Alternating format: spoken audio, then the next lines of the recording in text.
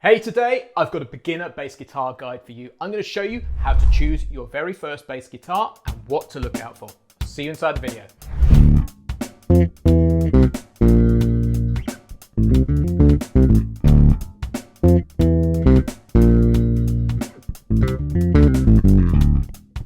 Hey, it's James here from eBassGuitar, and over the last 6 to 7 years, we have literally helped thousands upon thousands of bass players play their very first notes. And I often get asked, what bass guitar should I choose when I'm first starting out? Now, a couple of weeks back, the lovely guys from Anderton's Music sent me their East Coast beginner starter bass guitar pack, which is fantastic. I've reviewed that on another video, which you can check out up there, or there's a link in the description below.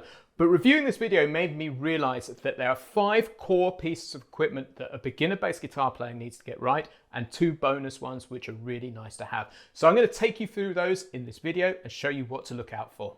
Now, just before we hit the video content, I've got a very quick favor to ask. We are trying to grow the reach of the eBassGuitar YouTube channel, and I want to get this channel in the hands of as many beginner to intermediate bass guitar players as possible so they can keep improving their bass guitar playing. Now, the quick favor is, can you just hit that red subscribe button, which is somewhere around this video, and you'll be the very first to know when a new bass guitar lesson goes live. Thank you so much, that will really help. Also, if you're interested in this bass guitar starter pack, the East Coast one, I put a link in the description below where you can check that out too. So the first thing that you need to get right, and this will come as no surprise, is the bass guitar itself. I recommend going to your local music store and checking out a few instruments in the flesh. Before you go in, decide on a budget of how much you want to spend.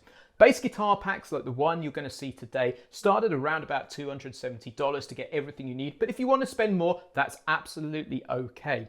The critical thing is that you pick an instrument that speaks to you, that you like the look or the sound of. When you're starting out, that is a perfectly okay criteria to actually pick up your first instrument. So once you've found an instrument that speaks to you and is in your price range, the most important thing is to make sure it's set up. So ask the sales guy, is this bass guitar set up and working?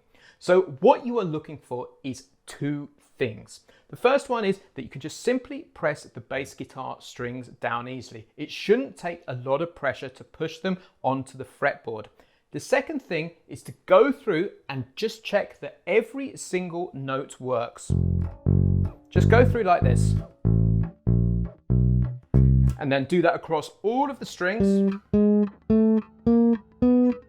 like that, playing every single fret slowly. It doesn't matter at this point if you can't really even play a note on the instrument. What you're checking for is that the instrument works and is well set up. If you find notes that don't work on the instrument, that is a sign that it's not ready to leave the shop yet. A good reputable shop will make sure that all of their instruments are well set up before they leave the store, just like this one from Anderton's Music. Now, the reality is, at the time of making this video, there are very few starter bass guitars that I've seen, but the really poor ones are missing a couple of features which are really important. The first one is the ability to adjust the truss rod so you can get the relief or the bend right on the neck. You should be able to access the truss rod from either here or here, and you should be able to adjust the bridge too. Now, the instrument will come, if it's good, will come with a couple of hex or Allen keys, so make sure that you can do that. The next thing to look out for is make sure the horn, which is this part of the instrument, is sat directly over the double dots or the 12th fret. On some brands of instrument, they sit it over the 14th fret, and what this can do is send the fretboard or the neck out this way, which can put undue stress on the arm when you're just starting out. Personally, I find this really uncomfortable, and I advise all my students to avoid this in the early stages. And a couple more things. The bass guitar should be a really comfortable weight. Around about 9 pounds is the average. It should sit on your knee like so, feel comfortable and balance really well too. And lastly is make sure the hardware, particularly the tuning pegs up here, feel solid. If there are lots of bumps and cracks and they don't feel smooth, this can be a sign of bad quality hardware. In the case of this bass, you'll see that they really turn really nicely and smoothly. Now, the second thing you're looking for is an amplifier. Now, whilst it's perfectly okay to practice on headphones in the early days, it's good to hear the bass guitar in the room and feel the air moving and get a sense of the full frequency range of the instrument. Now, you can do this really well with a starter bass guitar amp. This is an Eastcoast 15-watt amp. It fills the room I'm in here absolutely fine. But if you want a little bit more oomph so that you can play with other musicians, I would consider upgrading at this stage. Loads of students over at eBassGuitar love the Fender Rumble range, and personally, I'm blown away by what these affordable amplifiers can do. So if you want to play with other people right from the get-go, it's worth buying a decent amplifier. The only question regarding the amplifier that you need to ask at this stage is it specifically made and tuned for the bass guitar. If it is, it will work absolutely fine. Other amplifiers made for other instruments typically don't work so well for the bass guitar. Now, the third thing that you need to look out for, and this is super important, is the bass guitar cable. And in starter packs, this is so often overlooked. You get a bad quality, thin, scraggly cable, which sounds absolutely awful. It often goes microphonic too, which means you can hear the cracks as the cable moves on the floor. So what you're looking for is a good quality cable. The cable should be pretty thick. About this sort of thickness is good. But the critical thing you're looking for to show a sign of quality is that you can undo the jack connectors on it. This shows that you've got a good quality jack cable. You want to avoid the ones which come with molded cables. Now, if you found that your instrument has a molded cable which comes with it, I would recommend upgrading straight away. To get a good quality cable, you need to spend somewhere between $20 to $30.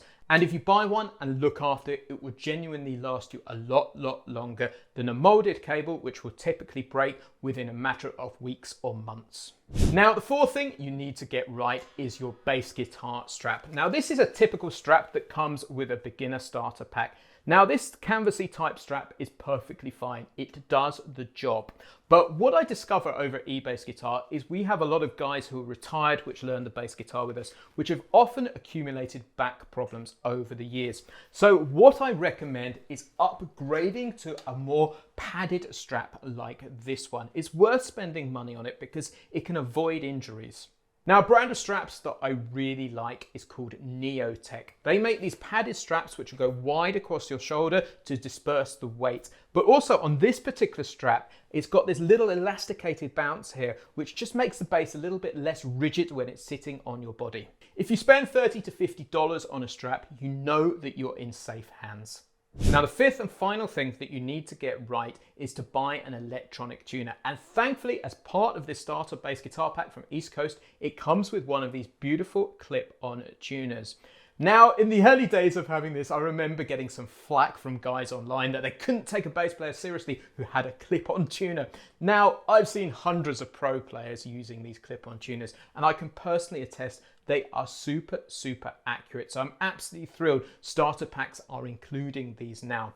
But there's another option that you might want to consider in the early days, which I use a whole ton, is to grab out your smartphone and download an app. Now, I've been using this app ClearTune for years, but there are literally tens, possibly hundreds of apps that you can choose from. The most important thing from the get-go is to learn to use an electronic tuner because it will make your bass playing journey that much more pleasurable, because basically, if the instrument's out of tune, it's never going to sound any good. Now, two optional things which are really great to have when you're starting out is a bass guitar case. Now, thankfully, most companies include these in their starter pack. This is a typical lightweight canvas case which comes with the Eastcoast pack. I think this case is pretty good, actually. There's nothing wrong with it, but bear in mind that these will wear out over time. So if you're using it once or twice a week, it'll be absolutely fine for light use. But if you're planning to use it anything more than that, this is what I recommend here.